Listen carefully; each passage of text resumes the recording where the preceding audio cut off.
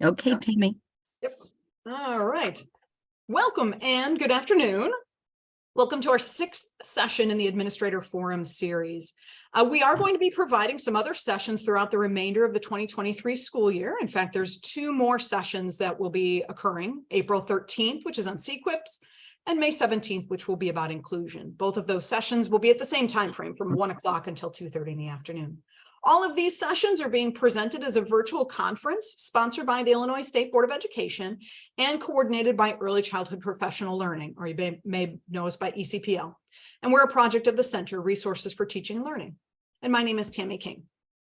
Just a few housekeeping items before we get started. Please be sure that your name is the same name and last name that you used to register for this session. We need this for attendance purposes. If necessary, please edit your name to ensure that we are able to confirm your attendance. You can select the 3 dots in the corner of your Zoom cell to change the name that's displayed. Today's session will be recorded, and that recording will be posted on the ECPL YouTube channel within the upcoming week. Due to the large number of participants, your microphones will be muted throughout the session. However, the chat will remain open for your comments and questions. We will be monitoring the chat for those questions, and we'll be taking a break to answer them at the middle and then at the end. Pardon me. Please remain in this session until the end for some important additional announcements. At this time, I'd like to introduce Jenny Metcalf, ISPE Principal Consultant in the Early Childhood Department. Thanks, Tammy. Hi, everybody. Nice to see you again. For those of you, this is your first session. Welcome. Today's Admin Forum session is about creating equitable learning opportunities. We are really excited today to welcome Dr. Ileana Alanis from the University of Texas at San Antonio. This session is designed to continue the discussion related to equity in diverse early childhood settings with a focus on emergent bilingual children. Dr. Alanis is one of the authors of the book, The Essentials Supporting Dual Language Learners, and she will be using information from the book to help us discuss supporting bilingual children in our Preschool for All and Preschool for All expansion programs. We hope you find this session helpful, and Dr. Alanis, over to you. Thank you, Jenny. Thank you. Hello, Illinois. Good afternoon. I'm glad to be here. I thank you to everybody for taking time out to be part of this conversation about equity. I think this is an important conversation, and I'm glad to be part of it. I think we all need this conversation because equity starts with each of us. So, of course, let me share my screen. Let me make sure I have everything clicked that needs to be clicked, because I will have some few videos. And then, yes, we will definitely. You can use the chat feature, and we'll be monitoring that, but I will pause about halfway through, I'm thinking, to see if we can address some of those questions, and then hopefully we have some time at the end. So again, thank you, Jenny. I'm Dr. Alanis. I'm a professor of early childhood education at the University of Texas in San Antonio. And I always do like to give just a little brief introduction, little background about who I am. I am born and raised in deep South Texas in the Rio Grande Valley. I don't know if you can put in the chat if you happen to be from that area. I'm always curious to see where people land. But born and raised right on the border in what Gloria Ansaldúa referred to as the borderlands. And I am a former 1st and 2nd grade teacher. That tall 1st grader with the big hair on the right side there, that's me. And I'm currently a professor of early childhood education at UT San Antonio, where I've been now for 18 years. And I am a former governing board member for the National Association for the Education of Young Children. And so a lot of the information I shared today also comes from NAEYC. And then I'm a founding member of Vales por Dos, which is a consulting company that we developed about 2 years ago, my colleagues and I. We wanted to focus, we felt that early childhood teachers had a pretty good understanding about developmentally appropriate practice, but not all educators really understood what it meant to work with very young, and I mean infant, toddler, preschool, very young dual language learners. And so that's where we focus. And Vales por Dos is a saying in Spanish that those who speak more than one language, so those who speak 2 languages, are worth 2. You're worth 2. That's the dos. And so I'm very happy to be here with you all today. And of course, in my background, I have served in 3 major roles. At the university, I prepare pre-service teachers for their culturally efficacious work, right? We're working in very diverse settings. I research teachers' practices within these bilingual settings. And then I offer professional development on dual language instruction for teachers in preschool classrooms nationwide. And it's really in these roles that I've been fortunate enough to observe the variety of ways that teachers in dual language classrooms organize their instruction, really to enhance children's linguistic, academic, and social development. And I want to make sure I have my screen where I want it to be here. And I'll take this opportunity just to jump in real quick, Dr. Alanis, and let you know that there is kind of a black bar across the top of the slides and periodically other black boxes that appear. So I'm trying to close. So that's let me see, I'm going to move this to the bottom. Did the black bar move to the bottom? It did, yes. Yeah, so that's my, where I can monitor the chat and all of that. And so anytime something pops in, I'm trying to close it as it comes in as well. Okay. So today, what I want to do, the objectives for today are really this notion of discussing, as an administrators, what does that mean to be an equity leader? I want to talk about what does it look like when you're going into a classroom and you're looking at what's high quality classroom environments for all young children, and then really exploring, young dual language learners and what is unique about their development. Again, I was a member of NAYC, and when I was at NAYC, I'm controlling 2 computers here. So we at NAYC, the conversation had been around how are we advancing equity within the field, not just for young children, but for educators as well. And so I was fortunate enough to serve on the Advancing Equity Work Group, where we advised the NACE board on this Advancing Equity position statement. And this was really a culmination of a trend that I'd been seeing for some time within NACE with anti-bias education and intentional teaching. And really, I think we understood at NACE at that time that you cannot have developmentally appropriate practice without equity, because inequitable schooling, right, contributes to missed opportunities to cultivate and nurture the ideas, strengths, and abilities of children from diverse backgrounds. So essentially, NAYC wanted to ensure that all children have equitable access to the learning environment, the materials, the interactions that help all children thrive. And so today, I'm just extending that conversation and adding to a body of work that's been going on for decades. So I'm going to show you just a portion of the position statement from Advancing Equity, which reads, right, all children have the right to equitable learning opportunities that enable them to achieve their full potential as engaged learners and valued members of society. And thus, all early childhood educators have a professional obligation to advance equity.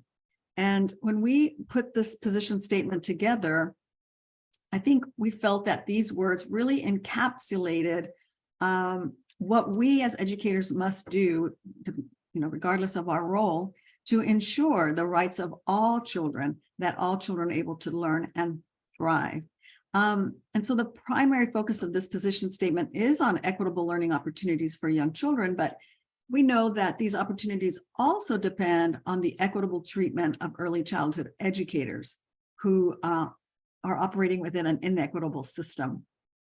So the statement also calls for us to analyze our own ideologies, values, and motivations, as well as really think about the sociocultural politics that we promote in the classroom.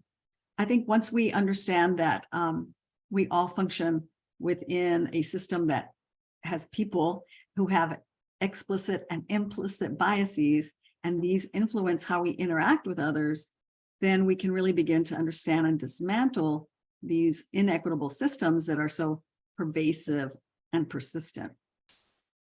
So I am going to talk today about information that comes from my essentials text, but I'm also looking at the Advancing Equity and Embracing Diversity text that I was a co-editor for NACI as well, where in this particular text, we talk about what does it mean to be an equity leader?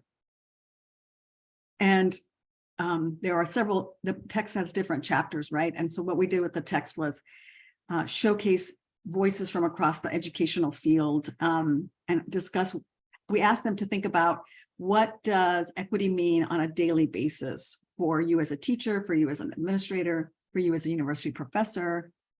And then we expanded on the recommendations from the Advancing Equity Position Statement to offer some guidance. So one of the chapters in this Advancing Equity and Embracing Diversity text is, what does that mean to be an equity leader? Because each of you here represented today represents one equity leader, right? Who's leading that campus as their instructional leader. And what we have realized is that when we bring equity into a setting to diversify and really focus on diversity in that setting, it does call for both visionary and strategic leadership, right? So this means identifying the challenges, the strengths, the allies, and the gatekeepers that shape the opportunities and obstacles facing your work. So really thinking short-term and long-term, and then being very intentional about your practices. And then facilitative involves, it means that as a leader, you're involving all the stakeholders, sharing in the power and responsibility to meet the organization's goals. So what we have realized from research, right, is that equity leaders are really developing a collective voice in the planning, the decision-making, and the implementation of their equity mission, their equity vision. And so we know that, as the leader, it requires that everybody is participating. So Nemo Likinen and Derman Sparks, they kind of remind us that when you're an equity leader, you're building programs where diversity and equity live, right? Diversity and equity live here, but that rests on a school culture. And as a leader, of course, you're setting the tone for that culture. And that culture should nurture creativity, risk-taking, and co-learning. And so the goal is really to create a space where everyone can offer their perspectives. They can take risks, make mistakes, and really contribute at their own pace. So this does require that everyone is learning from and with each other. And school culture norms, the thing is, we know that these norms that we have in our schools have been there for generations, right? And and everything we do in school reflects culture, and that we are transmitters of culture ourselves. And so I think as educators, we are now starting to realize that continuing to function as we always have is not creating a sense of inclusion and belonging for students of other cultures. And so we're really thinking about the notion is then to think differently about how we advance equity and how it informs classroom practice. So in the Advancing Equity text, there are some recommendations for administrators. And I'm really going to focus on two recommendations and then talk about what that looks like in a classroom space. So the first recommendation is that you ensure that you're providing high quality early learning services that demonstrate a commitment to equitable outcomes for all children, which just by being here today, that's part of that initiative, right? And we recognize that. So the other thing is to recognize that high quality really will look different in different settings because they reflect the values, beliefs, and practices of the specific children, families, and communities that you're serving. So that's the first one to keep in mind, is we're looking at high quality. And of course, this is coming from NAYC. And what I like to talk to educators and families is, well, we throw these terms out, right? High quality, but what does that really look like in practice?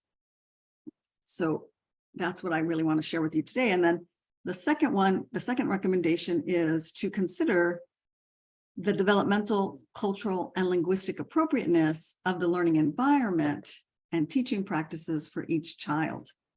So again, it's this notion of how do we, if I'm offering a high quality program, how do we offer meaningful, relevant, and appropriately challenging activities that are really focused on the interests and abilities of all children? And then how am I ensuring that children see themselves and their families, they see or hear their languages, see their culture reflected in really meaningful environments and in the materials? Because remember that the learning environment and materials reflect what you do and what you do not value by what is present in that environment and by what is omitted in that space. So that's what this first part of my presentation was. I really want to think about what does DAP, right? Because DAP encompasses cultural and linguistic appropriateness. What does that look like in spaces when we are using the lens of an equity leader? And so part of that recommendation is also that if you think about it, I can't offer meaningful, relevant, and appropriately challenging activities unless I know the children and families with whom I'm working. Because once I get to know their language, where they came from, what activities they engage in, their customs, then I can create culturally and linguistically responsive and sustaining learning environments. But that really requires some intentionality, right? And then really I have to think about how I'm open to different types of parent-family engagement and how I'm going to offer support. So getting to know your families that you're serving in your center or in your campus space is significant because you're getting to know their funds of knowledge. So let me ask you, and I'll ask you to put this in the chat. When we say funds of knowledge, what does that mean to you? That may be something you've heard of, or even if you just think of the term funds, what does that mean to you? So I'll ask you to put that in the chat.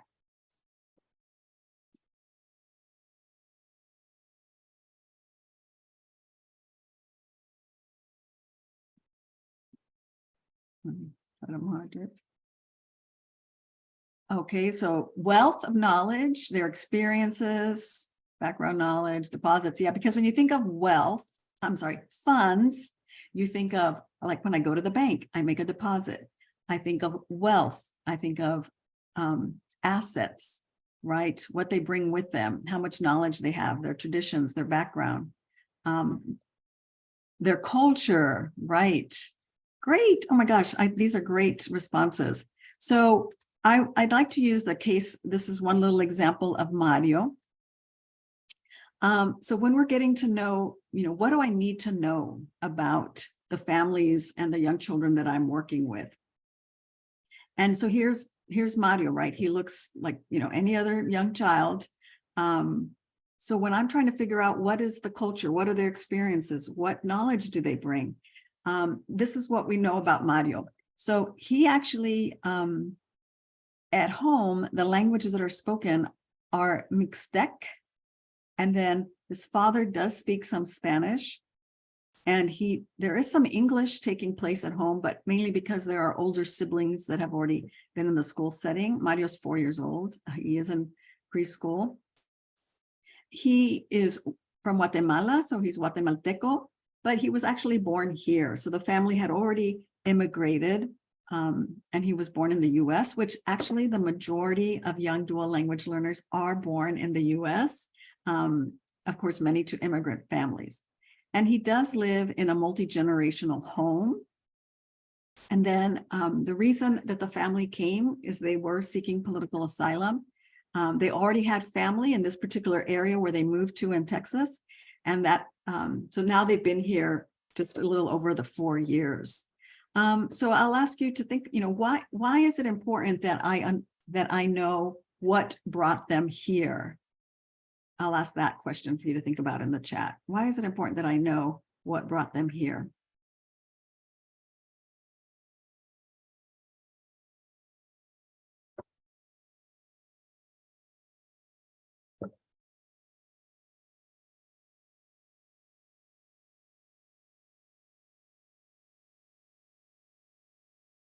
Okay, so I get to know a little bit about, is there some trauma? I need to know the context. I need to know what are their goals and their hopes? What are their fears? Oh, I love that you're saying that. So you understand, let's see what Elizabeth's saying, their needs and their hopes moving forward, exactly, part of their values. I'm just looking, we need to know their story, right? And what they want from the school. That's fantastic, Kimberly, because the more I understand about who the family is, their needs, their concerns, their goals, the better I can serve that family as well. So I also like to share this notion that when I'm learning about families' funds of knowledge, I am understanding how culture, language, and identity intersect. And that's where I think when we started Vales por Dos as a company, this was our main objective, is helping teachers understand that oftentimes when we think of dual language learners, we think of them simply as young children who don't speak English. But that's a highly oversimplified understanding of students within this population, right? And so our understanding of young dual language learners and how best to serve them educationally is really much deeper and wider. And it really requires us to understand how culture impacts language and how culture and language impact identity and how the three intersect. And that I cannot have identity unless I have a clear understanding of my culture and my language, right? I don't have a positive identity unless my culture and my language have been reinforced. And so we know that culture is the lens through which we view the world. Culture is the lens through which we learn and how we learn. And language is the tool that we're using to communicate and to make meaning. So when so let me ask you, how do you find out about families and their background? I'll ask you to put that. So right now, what are you doing to find out about families and their background?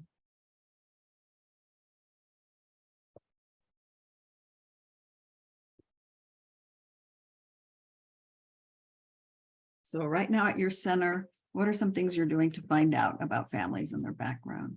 Home visits, interviews, screening,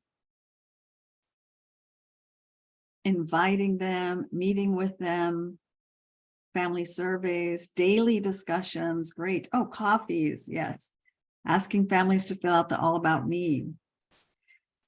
So definitely it starts by reaching out and welcoming families, right? I was talking with somebody who works in California, and they were saying that many times they're working with families that, they come from a different, they immigrate from a different country, and they don't realize that, yes, we want families as part of the school system. We want families to contribute. And so just the mere fact that I invite is extremely significant. So reaching out and welcoming families into my setting, having those discussions and those coffees, talking with them, right? Like you said, those daily discussions, that's where I start to learn more about who they are, those conversations, right, during PTCs. And then asking families, we invite you to contribute your time and knowledge, because that's also sometimes different for them, that, oh, you think I have something to contribute? Then when you invite them, right, that's the message they receive.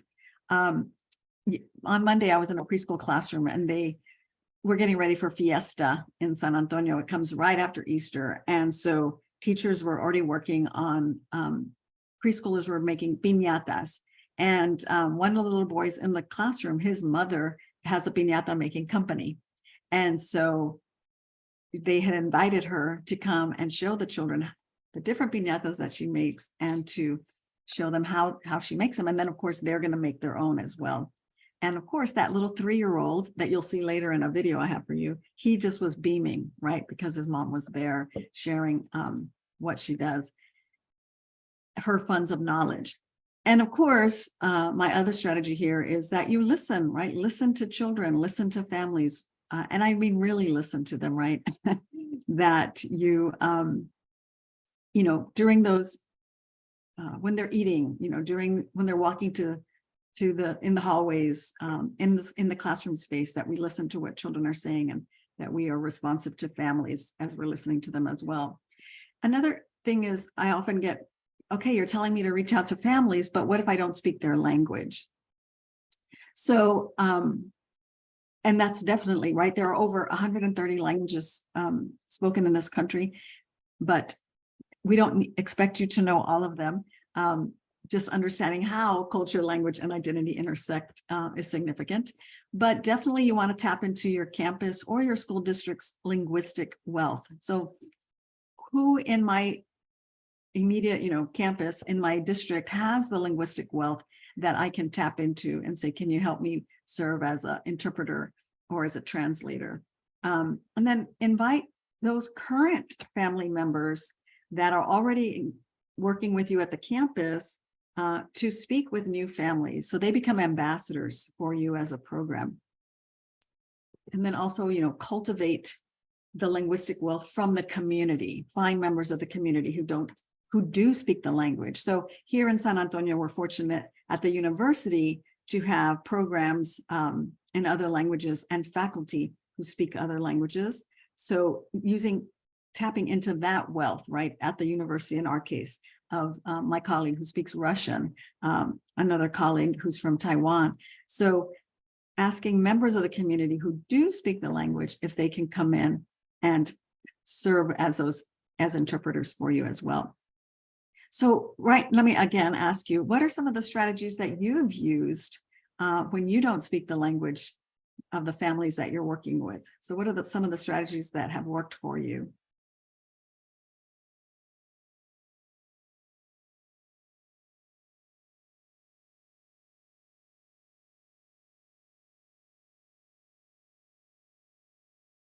Yes, the Refugee Center, Google Translate, using an interpretation service, right, using interpreters. So really start thinking about how can I use other families that are already established in my school, in my campus, or in my center, and have them speak with new families as well. Yes, I see Gina. We have another family that speaks the language and we use them. Yes, that's great. And people, they do like to help, right? They want to be helpful. And so they are very willing to work with you for that as well. Great. I love that, Amy. I know I had a young student not too long ago who was deaf. So every time she was with me in class, she had an interpreter, a translator, right, that was helping me communicate with her. And that was one thing that I learned was make sure that you talk to the person by looking at them in the eyes versus addressing the translator and then ignoring the person that you're working with, right? Thank you, Amy. So I think, it's the idea is I want to learn from my families. I want to learn about their funds of knowledge, the wealth that they bring, and how I can leverage that. But I also want to remember that it's a two-way street, right? That it's reciprocal. So I also need to share information with the families, right? So just like you all mentioned earlier, I need to find out what are their goals, what are their fears and anxieties, because we all have them, even when we're non-immigrant families, right? Reassure them that using their native language at home will facilitate biliteracy development. That's a big question that we get from families as well as from educators, is what language should families be speaking at home? And we tell them they need to be speaking their native language, whatever that is. So just like we tell all families, talk with them, read with them, sing with them, we know that the stronger their native language, then the stronger eventually their second language will become. And help them understand, how are you as the educator supporting children's native language while developing their second or third? Like if you think of Mario, English will be his third language, right? He speaks some Mixtec, Spanish, and then English will be his third language. So families want to know, how are you supporting the development of his his two languages as well as English. And then, talking to families about how they can support you. And then how you are going to support what they're already doing at home. We do have a misconception, right? That if I'm not thinking about funds of knowledge, then I think everything needs to come from me, the educator. But we realize, of course, that families are already doing a lot of literacy-based activities at home. It may not be school-based literacy, but they are engaging in literacy practices. And so how can you support what they're doing at home as well? And then, of course, recognizing their cultural and linguistic expertise by inviting them into the classroom space. I know when I was teaching, I would have families record themselves reading books so that then children would go to my listening center and and this was old days, like tape recorder, big headphones, and they would hear the families reading books in their native language. And even children who didn't understand the language wanted to go and hear it because it was so different for them. So inviting them to be part of that process as well. So what I wanted to think about as I was working on this presentation for you was I was thinking, okay, I'm going to learn about who my families are. I'm going to engage in these conversations and develop these reciprocal relationships. But then how am I using that, or how are teachers using that in the classroom space? So as an administrator, when I'm going in to observe teachers and to listen to children, what should that environment and what should the practices look like? What is it exactly that I'm looking for? Because we know that it's important that classrooms and teachers that serve dual language learners are very rich in language that is comprehensible and are also culturally and linguistically appropriate for them. So let me pose this question for you, or two questions here. So when you think about your context, right, and the work that you're doing, how are the perspectives of caregivers and family members being used to support a strength-based approach to learning and literacy? So in what ways are our children supported to see learning as connected to their interests, motivations, literacies, and life experiences? So I'm going to let you think about those two questions for a minute.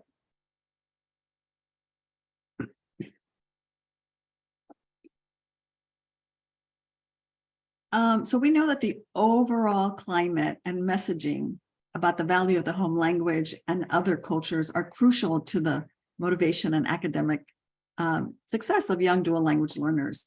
Because, like I said earlier, what we value and what we omit sends very powerful messages. And so young children absorb attitudes about the status and value of languages and cultures very quickly.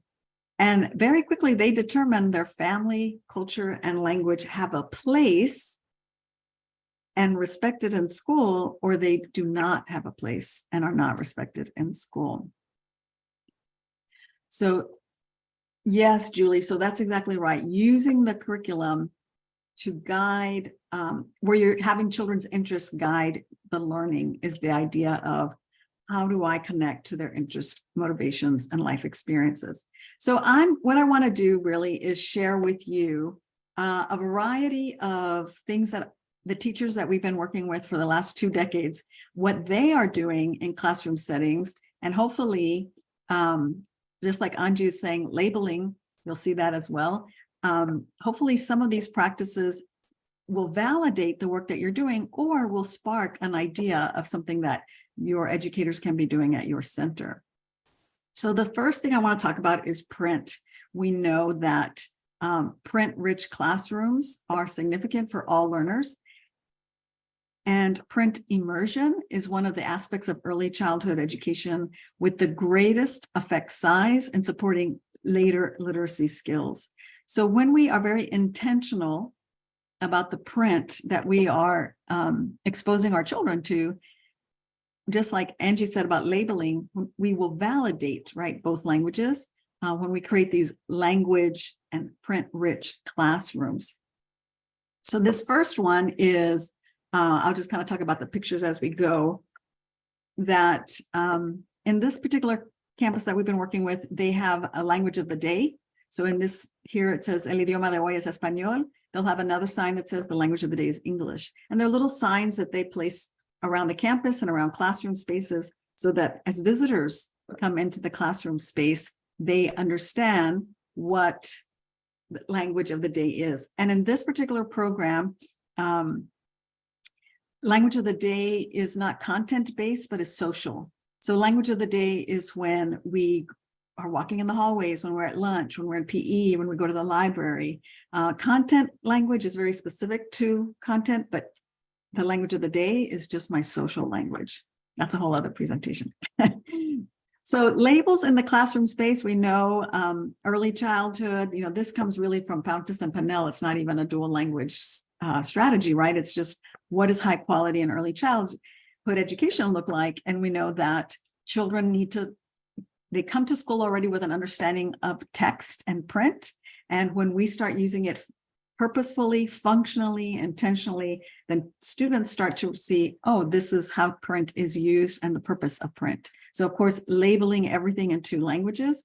But if you notice on the left-hand side of the picture here, we're used to labeling like chair, table, the glue, the marker boxes. But here, as children got older, teachers realized, well, shoot, they already know what these words are. So they started becoming a little more creative.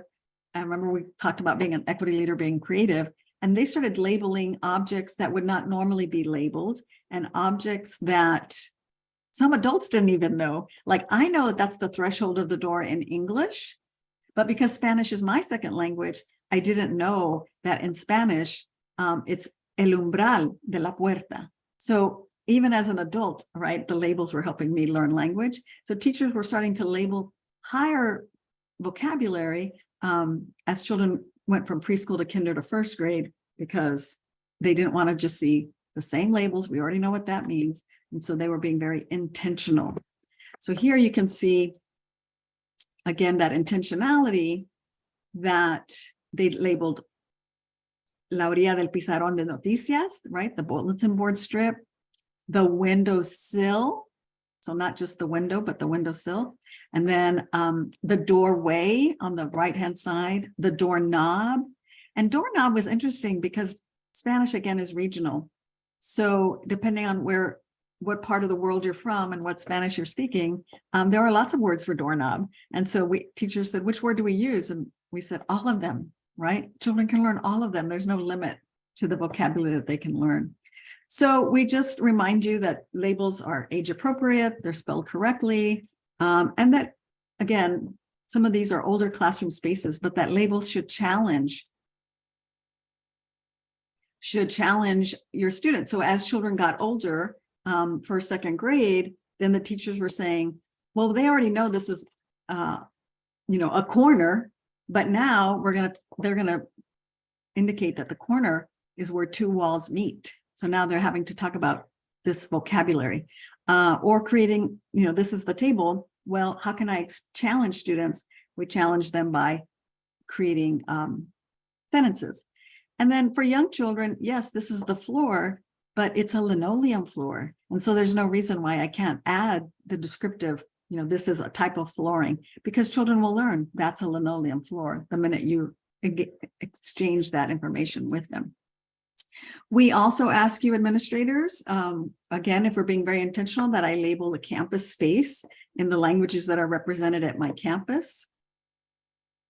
So that, again, I'm just being very intentional with the language that's displayed because of the message it receives, that I value the language that my community is bringing to my campus space. So labels and being intentional. The second is really using these culturally relevant materials or activities. So here you can see that the children, these are older children that they were working on, what can you tell me about my family? And what's interesting is they were using the senses. We'll talk about that some more later, but culturally relevant materials, of course, materials selected should affirm children's identities and heritage and help them develop a positive self-image as they make connections to print and text. So here I'm definitely using information from the essentials text that as I invite families to be part of the learning process, I invite them to share pictures, objects, labels, and empty food boxes, and the environmental print. We're going to be talking about that as well. And that, again, comes from that essentials text.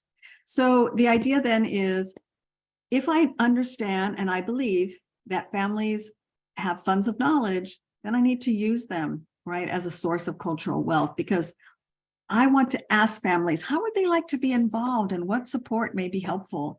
And remember that families, they face challenges, right? They may not have had a good experience at school and may not want to come to campus. They may not have flexibility in their workday, or they may have transportation issues. And so I have to really think about various approaches to building that engagement. But of course, it is your responsibility, right, as the educational leader, to connect with families successfully so that you can provide the most culturally and linguistically sustaining learning environment for each child. So what we've been doing with teachers is asking them to use resources from home and the community to develop language and literacy. So we ask families to contribute photographs, objects. We take photographs from the community, or we ask teachers to take photographs, and remind teachers, right, to use resources from home and integrate them into the curriculum. So we'll talk about using photos to create puzzles and family albums, because these resources really do provide endless opportunities for language and literacy development with young children as you're connecting to their cultural wealth. So the one teachers always like, because it's so easy, is asking families to send photos. Here, these were migrant workers, and here you can see they're picking pumpkins. And so they sent that picture. And of course, the teacher, what she did then was use the picture in different ways. So in the top picture, she used it as part of what she was going to put on a word wall for their theme of the farm. They were looking at different aspects. And then she also took that same picture, she just made a copy, laminated it, and then she made it into a puzzle. And so then she placed those pictures at the centers. And children would go and use them over and over again because, and again, the children that bring these pictures, right, are just beaming with, here's my family, and it's being positively and realistically portrayed. In another classroom, we asked families to send pictures, and these are different teachers. So these are 3 different teachers that I'm sharing with you here. And I said this before, if you've been in my session, that I think this one that the teacher did here was phenomenal and so easy. So she asked families, can you here, you were saying you send home these surveys, right? Tell me about you and your family. So that's what they did, right? They sent home these surveys, the families were filling them out, and they attached their picture. And then all the teacher did was put them in a 3-ring binder and put it in her social studies center. And then children would just go and look at the photo album, and they weren't reading the text, but they were reading the pictures. And they would say, mira, ahí está la familia de Juan, tiene una hermanita. So that Juan's family has a little sister. And they would just look at the pictures and talk about them with their peers. So that was just promoting language, right? Talk about you and your family.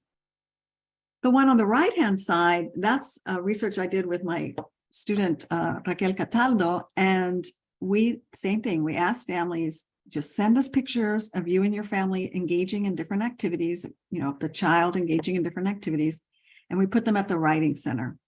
And when children would go, they each had their little baggie with their name, and it had the pictures, and they would just get the picture and talk about it with their peers. They always went to centers with peers, right? And then they would write about their picture after they had talked about it. And they were creating their own little photo albums as well. And of course, the teacher wrote, I love karate, but you can see that Matthew wrote K-A-T-E, preschool, right? This is in February.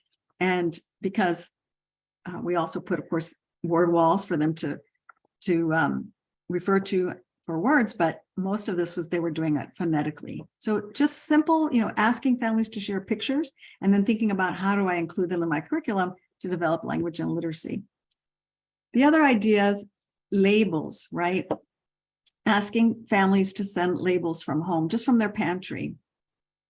Because again, equity means offering meaningful, relevant, and appropriately challenging activities across interests and abilities. And so children of all genders should regularly see, and disabilities and race and, languages, should see themselves and their families represented. And so, here the charro beans, that's directly from my pantry.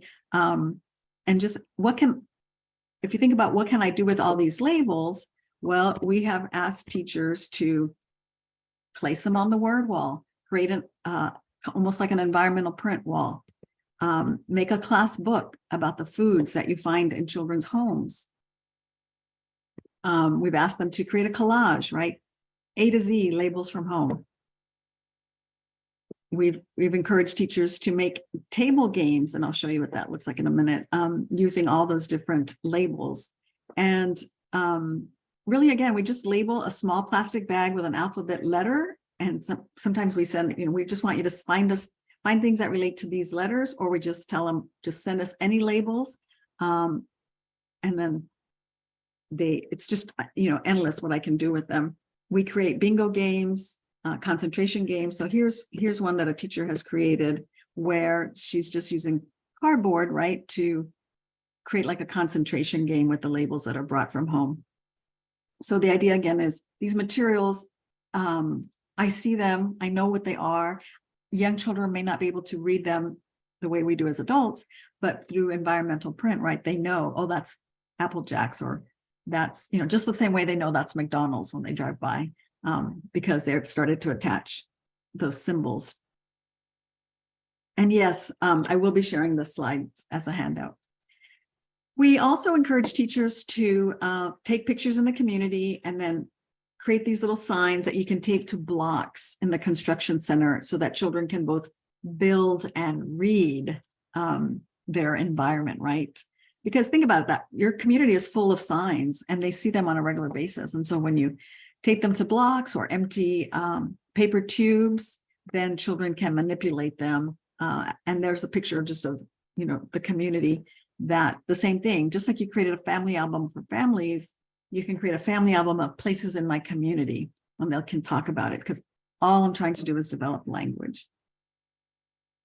The other thing that we remind teachers is that your play-based activities should also be culturally relevant. Here I'm going to refer, every activity, of course, in preschool is play-based, but here I'm thinking about sociodramatic play. So here we can see, they created a Pizza Hut and everything around it related to ordering pizzas, making pizzas. Here, this teacher created a panaderia, which a real panaderia that's the picture on the left, right? And it's a Mexican bakery where we go buy Mexican bread. So she created that panaderia on the right so that children could engage in their sociodramatic play. And what you see on the far right with the pictures, that's just paper that she took pictures of the breads, and made them into paper. And then, so they had that, what it really looks like. And then of course she labeled it so that when they were getting in that picture, they were getting the panaderia ready because they were going to open it, right? So they were getting everything ready for it and organizing it. So the panaderia was significant for young children because they went with their families on a regular basis to the bakery. And here I'll just show you some others. Here they created a hair salon. And then in the next, and again, you see the labeling in 2 languages. They were asking families, send us objects from home that we could put in our hair salon, that we could put in the panaderia, that we could put in the raspa stand. Excuse me. In the carniceria, right? The meat market. Excuse me. So the idea was these were culturally relevant socio-dramatic play spaces where children, when they went to these spaces, they knew what to do with the materials. They knew how to make these dramatic role play scenarios. Because again, it's culturally relevant, and culture, like language, is a lens, right, through which learning occurs. So when your teachers support cultural connections and home language development, it really is having a positive impact on young dual language learners' later school success. Because I had another teacher that said, we were talking about pumpkins, and the children that I was working with were from Honduras, and they didn't have pumpkins. That wasn't something they were familiar with. And we made assumptions. So we realized we have to really listen to children and find out, what are families doing? Where do they go in my community? And how can I bring that into my center? I'm going to keep moving on. So the other is the literature, right? We have literature in both languages. We encourage it to be thematic. We encourage, I'm working with a first-year teacher right now, and we encourage her to group them by subject area so that she can make it very thematic. And then if I have access to literature, then I should, when I go into classroom spaces, I should see children reading. Because effective reading approaches involve surrounding children with access to interesting, relevant, and culturally inclusive books. And so really, I should expect to see children reading. I should expect to see lots of functional print where the teacher is modeling that writing, the shared writing, the interactive writing. Here they were doing a whole unit on farms, and they talked about there were animals like the lamb and the sheep on the farm that produce cotton. So she asked them to bring things from home that were made from cotton. And so they brought a hat, mittens, a pillow, and they were talking about, who is making where does this cotton come from? And then there's your little picture of the lamb at the bottom, the sheep. So really, again, here's your farm animal. Teacher is modeling how many animals are in this little corral, right? So 3 chickens.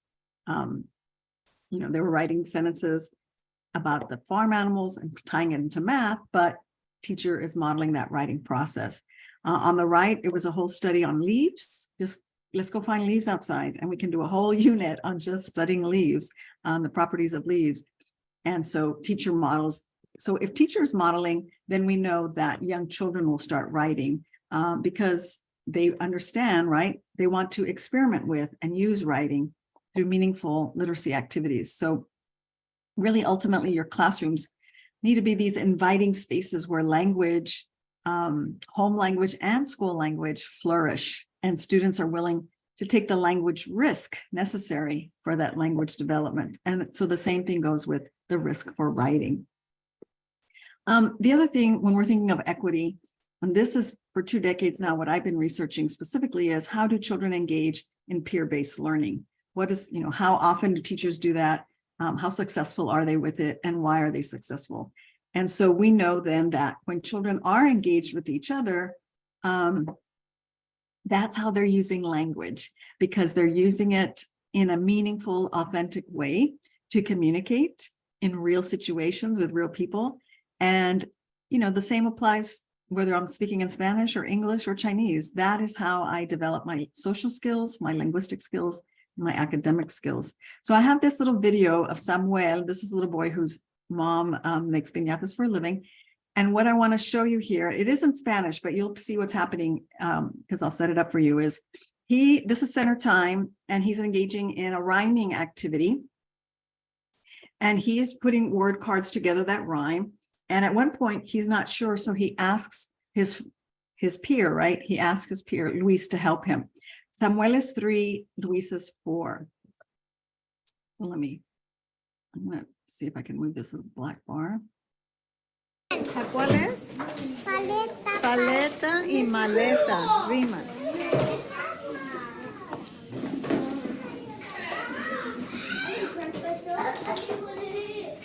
Ok, otra. Dinero. Dinero.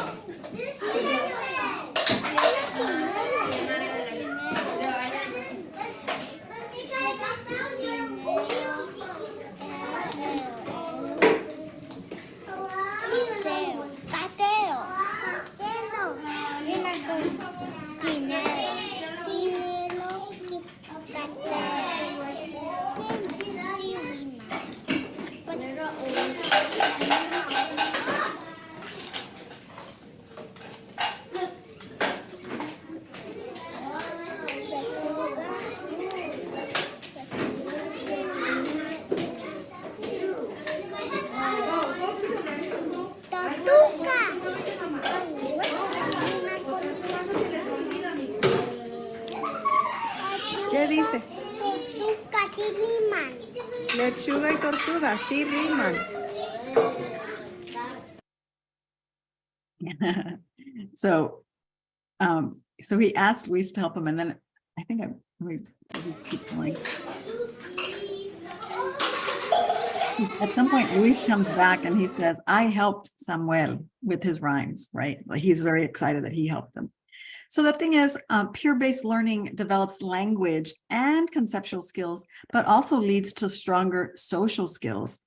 Because the more I engage with a peer, I learn how to share, how to take turns, and how to express caring for others. And so from a very early age, these are 3 and 4-year-olds, teachers start pairing them with each other. I will tell you, this was just this week. But at the beginning of the year, when we started in August, the pairing was crazy, right? Kids were like, we don't even know what you want us to do.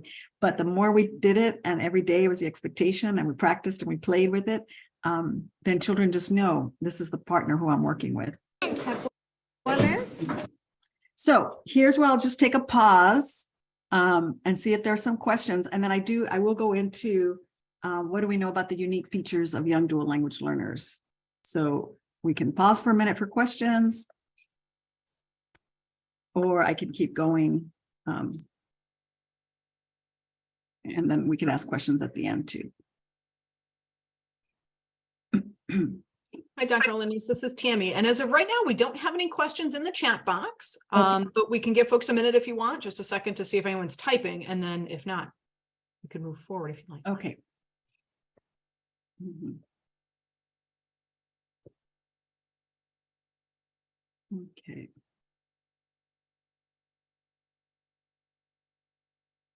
Okay, let me see here.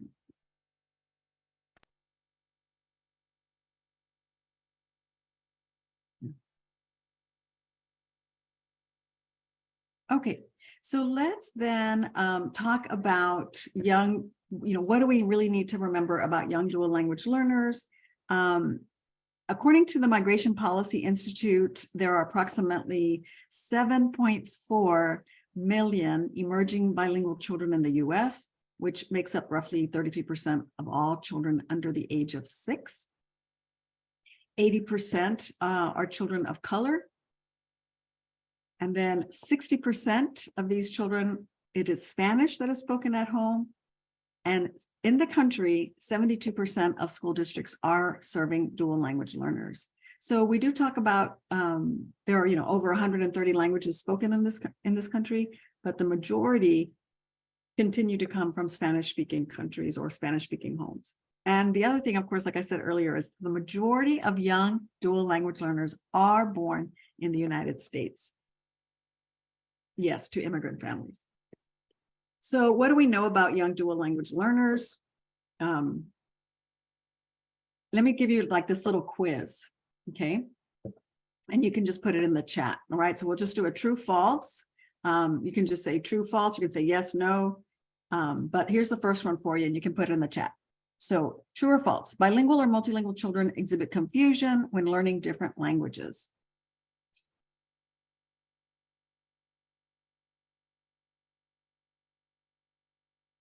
Good, I'm seeing overwhelmingly, I'm seeing a false or a no. They do not exhibit confusion. What happens is that sometimes, and we'll talk about this is part of the unique aspect of being a bilingual child, is that I will mix my languages, but it's not evidence of confusion.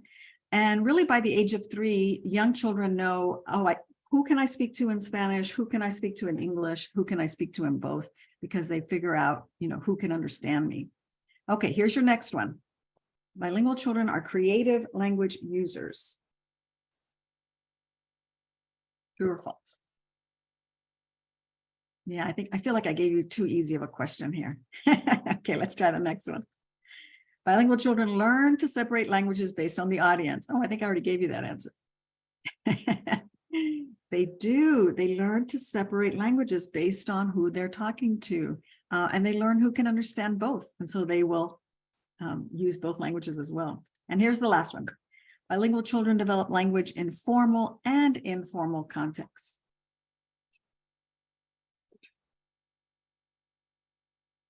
Yes. Thank you. So what would be an example of an informal context where children are developing language?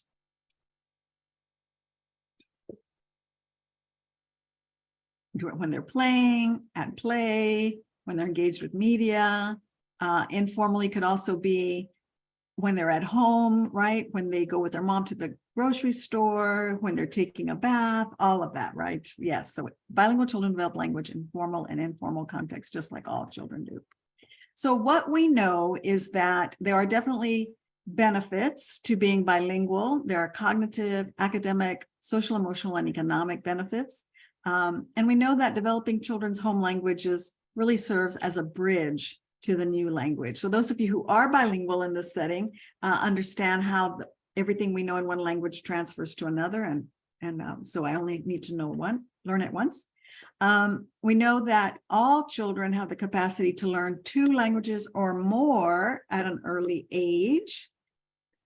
Dual language learners have the capacity, we know, to become good readers, writers, leaders, and informed citizens in 2 or more languages. But we also know that they need effective, research-based, developmentally appropriate literacy instruction that is culturally and linguistically responsive.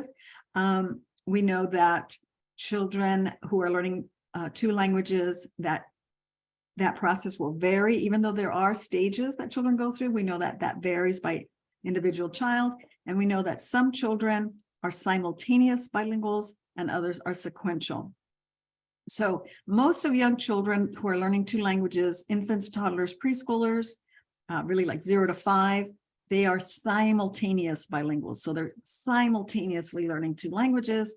Others already know their native language and they come into the school system, in later elementary or middle school or high school, and they are sequential, right? There was a sequence to the development of the languages.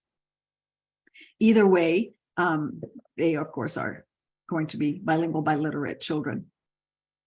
We know that language development for all children is a sociocultural process, that children learn language because of they are living in a society of language users, right? So it's affected by the home environment, their prior experiences with language, but all language is best developed through meaningful exposure to that language and then multiple opportunities to use language through interactions with others. And that's, the research that I've been looking at is how are we helping young children develop language in Spanish, in English, in both, right?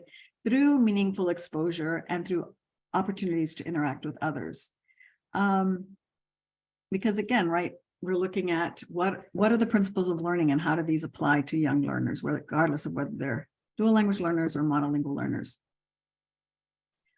So something you need to understand about young bilingual learners is that it's this notion of holistic bilingualism, right? That when somebody is bilingual, it is not that they have 2 separate language. They do have 2 language systems, but it really becomes one integrated system rather than being independent of each other, which is why children will use both languages, because they're using their entire linguistic system or linguistic repertoire. So yes, I have 2 language systems, Spanish and English, but sometimes when I'm speaking, what comes to mind first is a Spanish word, or what comes to mind is an English word, because it's one big system of language. So it's looking at it holistically. And then recognizing that the relationships, right, between these 2 languages is reciprocal. So what children learn in either language influences their learning in the other language. And it's really this plurality of languages that provides a multi-textured way of viewing, understanding, and interacting in and with the world for young bilingual children, right? It's this multi-textured way of interacting with the world. So really you want to remember that bilingualism goes beyond being able to use 2 languages. It really defines children's identity and the way they see and interpret the world around them. So when we're looking at how are young children developing language, 2 languages in this case, or 3 or 3rd language, we know that that's all coming from their daily experiences. And what that develops is a linguistic repertoire. So a linguistic repertoire includes all the linguistic varieties, including the registers, the dialects, and accents that exist within an individual. So each one of you has a linguistic repertoire. It may be different Englishes that you speak, right? Slang English, informal English, formal academic English, including those of us who are bilingual, the different Spanishes that we speak. But our linguistic repertoire is really our way of communicating and making meaning.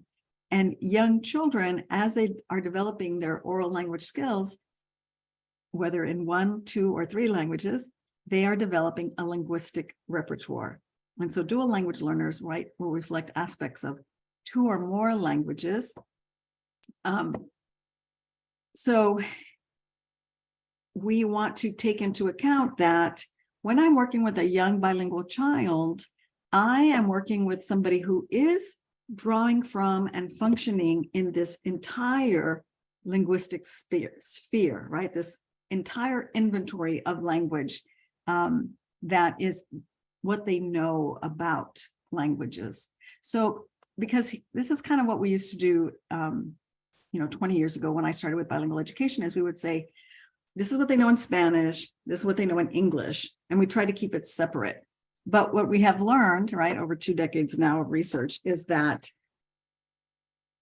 actually, when they're thinking, when they're talking, when they're engaging with others, they're using their the entirety of their language system, right? So that's why you see them switching back and forth, because it's how they're learning to communicate at that time. So it is very common for young children to use both languages when speaking, like in this example, when he says, yo leyendo un book, yo leyendo un book. It is not evidence of confusion, but it really is a complex linguistic pattern of speech that we call code switching. And young children will, and I do it as well as an adult, I will code switch within my sentence, between sentences. And of course, I only code switch when I know I'm engaging with someone who is also a bilingual speaker. So earlier, the true false question was, are young children creative language users?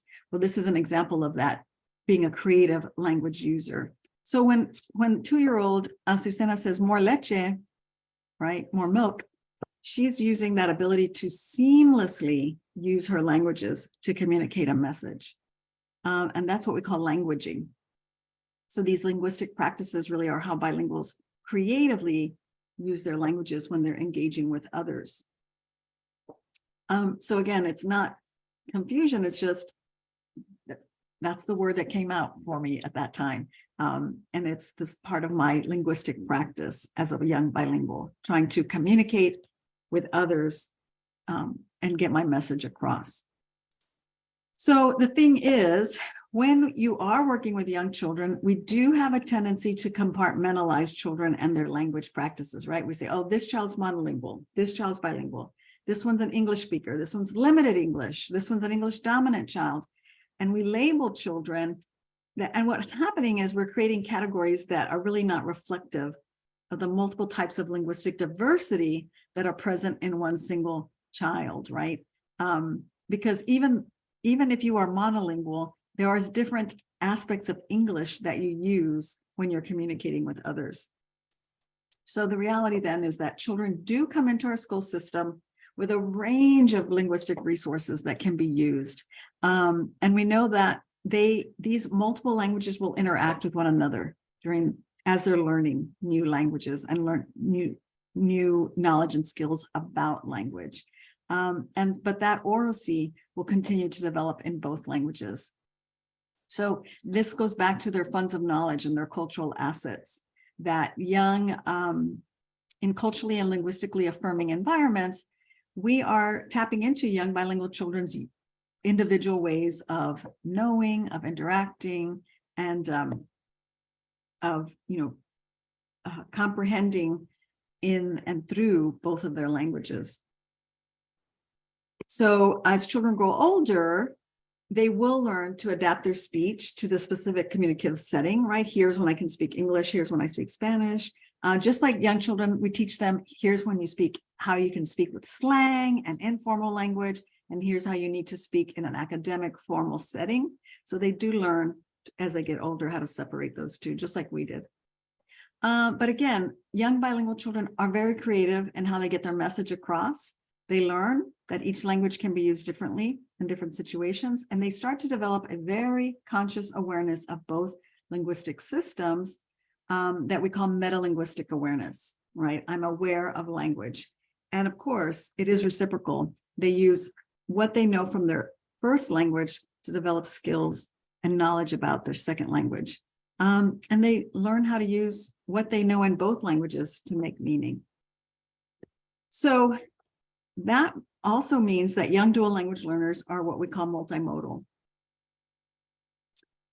They are also communicating because they know, this person doesn't understand my language. They figure that out. Then they know, okay, so I know for me to communicate, I have to use gestures. I have to use images, body language, tone of voice, symbols. And we refer to that as semiotic resources, right? So what else can young children figure out? I cannot rely on my language with this particular person. So I have to use other ways of communicating and other ways of making meaning. And so they use everything at their disposal, right? Gestures, images, tone of voice, symbols. Because they're multimodal learners, we have to be multimodal teachers. We have to use their senses. We have to use objects, realia, pictures, images. Because a multimodal approach is where I can use space, gesture, color, sound to communicate, right? So what I'm saying is I cannot only rely on language to communicate with bilingual children, because there are other modes for them to understand. But they also figure out they can't rely just on language. They figure out, oh, there are other ways that I can communicate.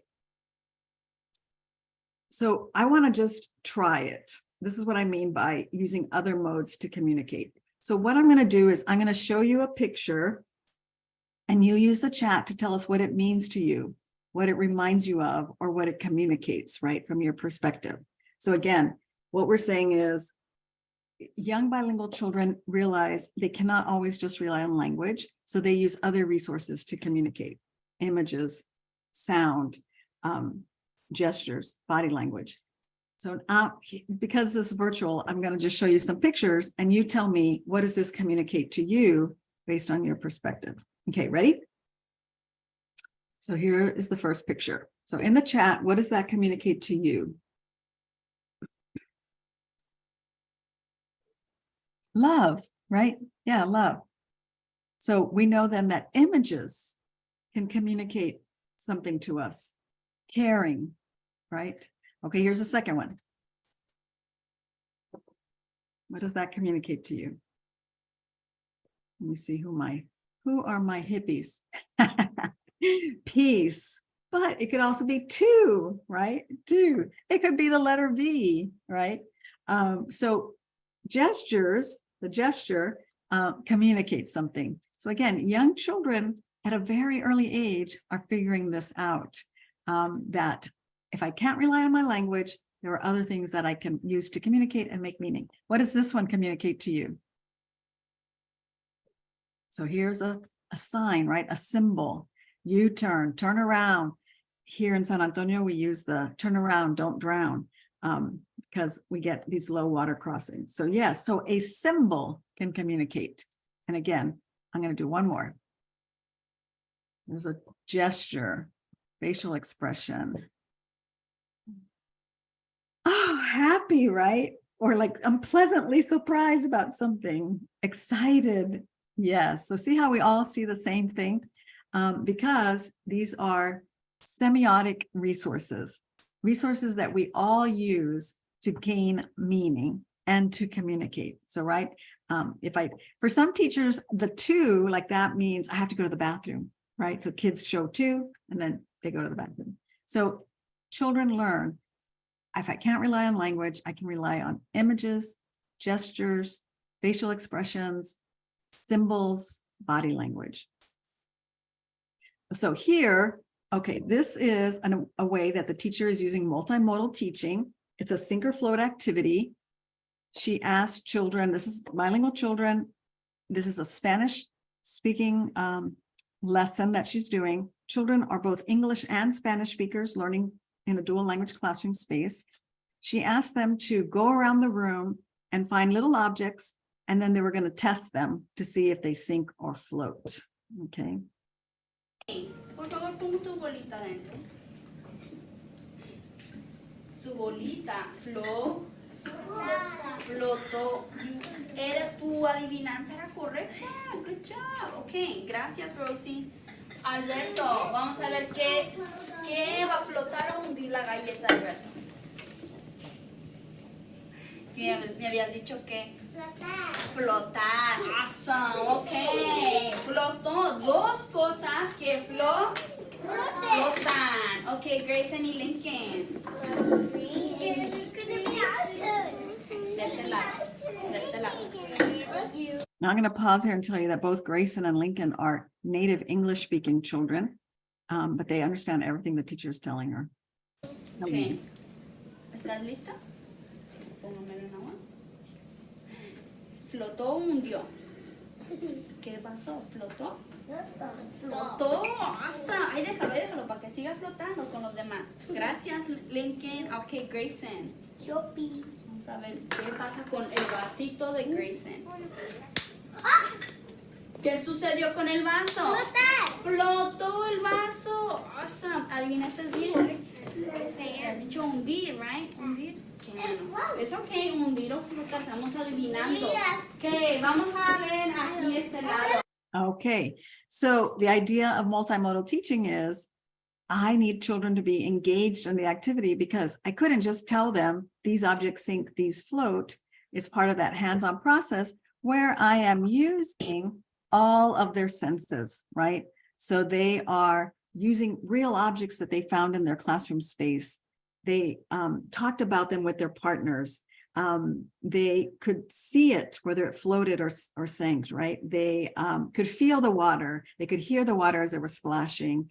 And so we're asking teachers, the research that we're doing now with teachers is when you are trying to help young children develop vocabulary, if we think about how young children learn, the principles of learning, we know that young children need to use all of their senses as part of the learning process, all of their senses. So we're asking teachers, think about what activities you're going to have children engage in where they can use all of their senses, even taste when we can, because that is how children will remember this vocabulary. And you can use very academic vocabulary because they're engaged in it. So that was the first time they were doing sink and float. Eventually, they started using the terms of buoyancy and density with these 3- and 4-year-olds. So when we are multimodal teachers, then we are definitely using experiences that use the senses, right? Because it helps make things comprehensible. Again, I can't rely on just the language. I have to see it. Oh, it floated. I have to see it. I have to feel it. So I think we have like 10 more minutes. So I won't ask you to do this activity, but I want what we've asked teachers to do. And I was going to ask you to do one is they did a whole topic on just insects. The whole theme and topic was insects. What can we learn about insects? These 3- and 4-year-olds. And here are some of the activities that they did, right?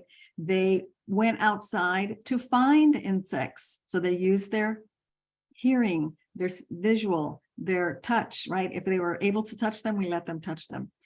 They tasted insects. There's a whole world, by the way, did you know, of edible insects that is like makes millions in this country. So they tasted edible insects that we purchased for them to taste. They went and listened when they took a nature walk. Let's listen. What insects do we hear, right? And then, of course, they smelled the insects, right? And then we talked about which ones smell and why. And so as children were engaging in their senses, they were also learning the body parts. The insect has antenna, wings, a thorax, an abdomen, 6 legs. And they learned about where they live, how they move, right? Insects crawl, insects fly, insects jump. And so all of that vocabulary they were developing in Spanish and in English. Okay, my time is just about up. So I want you to remember that when you're working with young dual language learners, they will code switch, but they are naturally inclined to prioritize communication and make meaning. So here, I'll just show you, Saul had a torn piece of paper and he showed it to his teacher. Saul is a Spanish-speaking child, but in English, he said, "Miss, the paper romp. Mira, miss, the paper romp." And the teacher said, "Oh, I can see the paper is torn," right? So romp, for those of you who are Spanish speaking, he was kind of being creative and saying, oh, in Spanish, we say roto or rompido. And he was trying to make that into an English word. But the teacher didn't worry about, oh, that's a word that's not correct. She understood what he was trying to communicate and just recast the word. Oh, the paper is torn. That's okay. Let's just get another sheet of paper, right?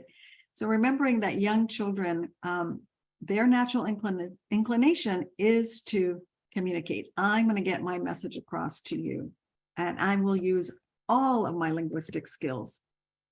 So here is the last thing I'll ask you to do.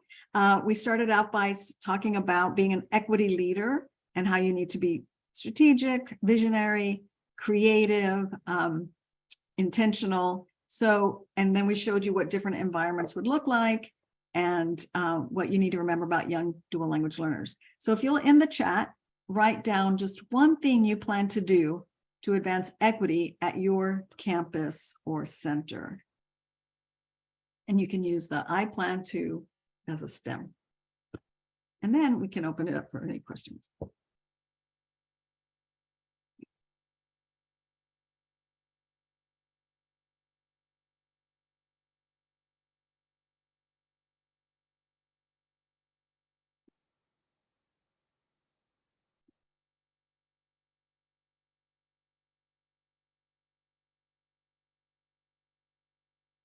Yes, the children, I see Darcy saying, I'm going to add more labels.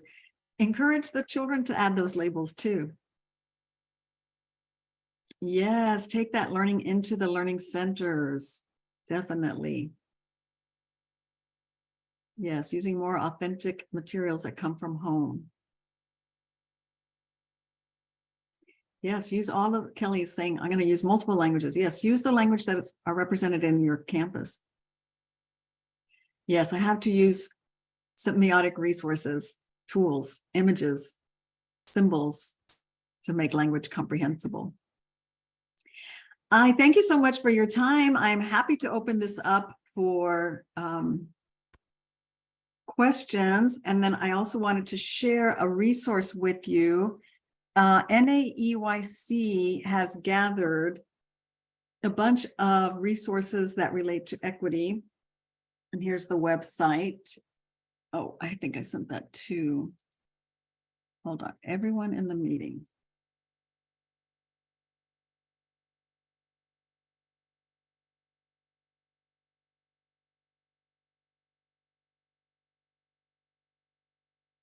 Oh, Holly, that's great. So you're from San Antonio.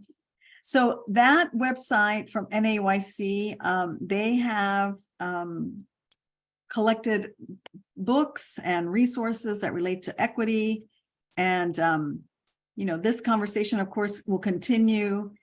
So as you can commit to continuous learning to improve practice, you can use this website to help you deepen your knowledge about inclusive teaching approaches that respect diversity and value all children's strengths.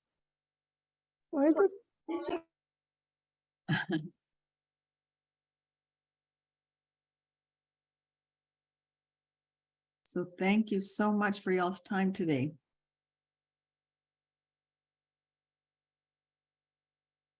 And yes, I will get this PowerPoint into a handout that I can share with you, and they will be sending it to you. And then, of course, it gets posted on YouTube.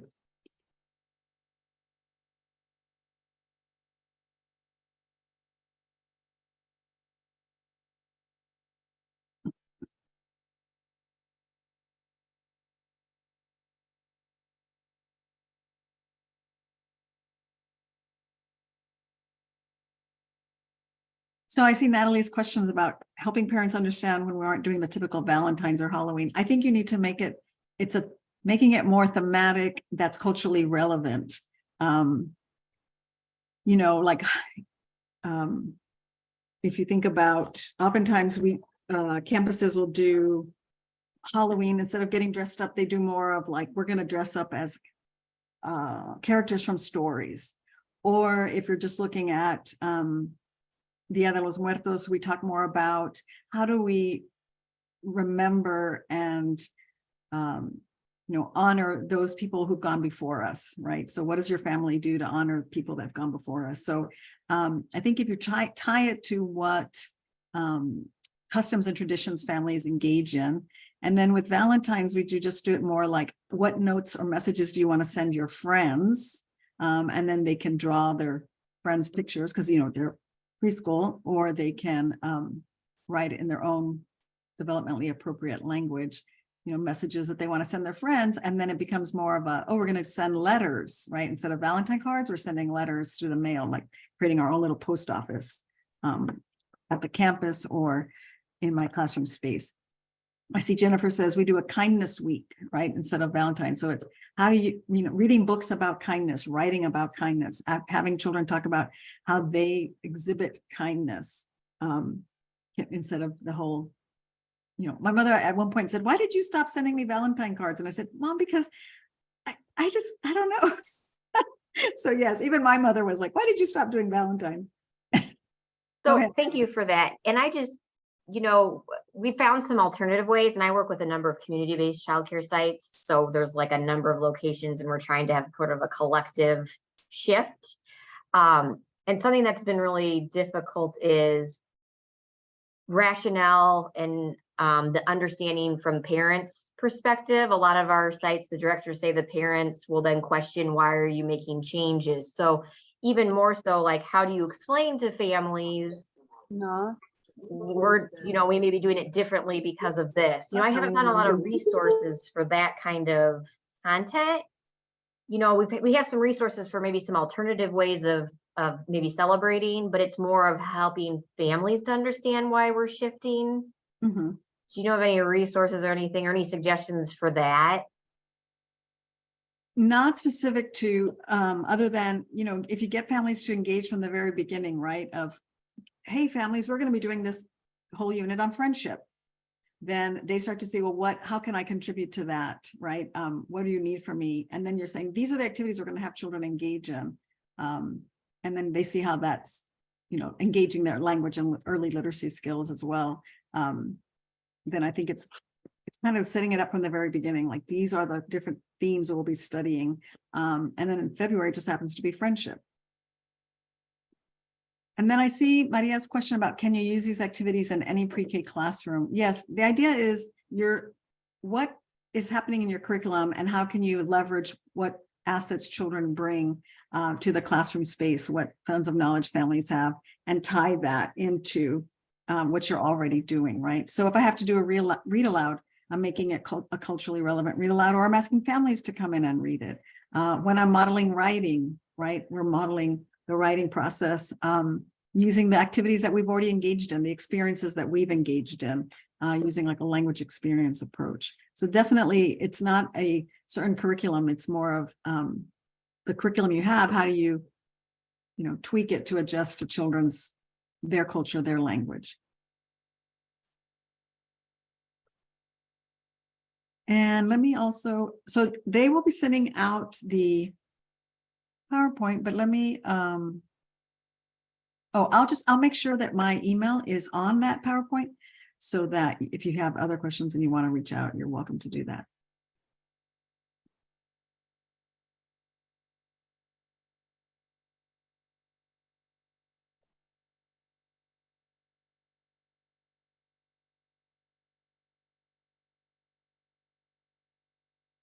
Well, I hope you all have a good rest of your afternoon.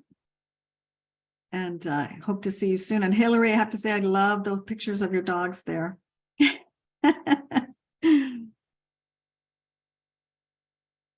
Excellent. We just wanted to thank you so much, Dr. Alanis, for joining us this afternoon. And please do keep a lookout for that follow-up email and look at the other events that we have coming up, including one from Dr. Alanis. I believe it's next month. She'll be doing a webinar for us as well. So we look forward to seeing you again soon. Actually, Dr. Adagin will be doing that webinar. Oh, is she? Oh, sorry. Thank you for the Sure. clarification. Yeah, Excellent. no problem. All right. Thank you, ladies. Thank you. Thanks, everyone. Thanks, Jen. Thanks again, everybody. Thank you, Susie. Appreciate your time today. Bye-bye.